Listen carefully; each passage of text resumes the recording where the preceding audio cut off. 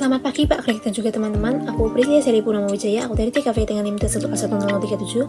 Jadi pada video kali ini aku akan membahas mengenai kebencian. Namun sebelum itu aku akan berdoa terlebih dahulu. Tuhan, terima kasih atas segala berkat rahmat-Mu. Kiranya segala berkat rahmat-Mu ini bisa menjadi berkat bagi kami semua. Dalam nama Tuhan Yesus kami sudah berdoa. Amin. Oke, jadi kebencian ini adalah alat yang dipakai si iblis untuk merusak cara pikir kita tentang Tuhan. Nah, kebencian ini berasal dari diri kita sendiri sebenarnya. Jadi, dari hati kita yang kemudian memengaruhi pemikiran kita, lalu menjadi kebencian hal itu tersebut. Nah, kebencian ini biasanya diawali dipicu oleh emosi yang sangat kuat. Emosi yang melambangkan ketidaksukaan, permusuhan, atau antipati pada seseorang ataupun lain hal. Nah, hal itu menyebabkan kebencian, menyebabkan pemicu emosi yang menyebabkan nantinya kita akan membenci orang lain. Nah, kebiasaan yang dapat kita lakukan agar kita ini tidak dikuasai oleh kebencian itu adalah kita harus memiliki jiwa yang pemaaf serta lapang dada seperti yang Tuhan ajarkan kepada kita. Nah, selain itu kita juga harus memiliki pemikiran yang jauh lebih terbuka.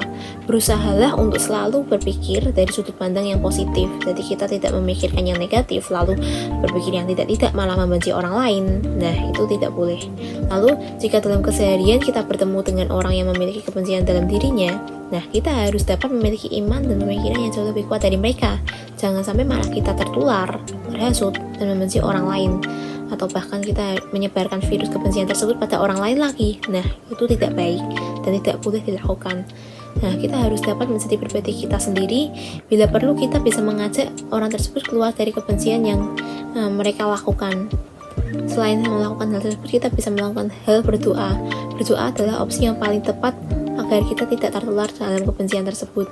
Berdoa pada Tuhan ini, Tuhan akan menuntun jalan pemikiran kita. Tuhan tidak akan menyesatkan kita dan agar kita selalu dapat berjalan sesuai dengan apa yang Tuhan inginkan. Nah, Tuhan tidak akan membuat kita membenci orang lain. Seperti yang dikatakan pada Amsal 10 ayat 12, kebencian menimbulkan pertengkaran, tetapi kasih menutupi segala pelanggaran.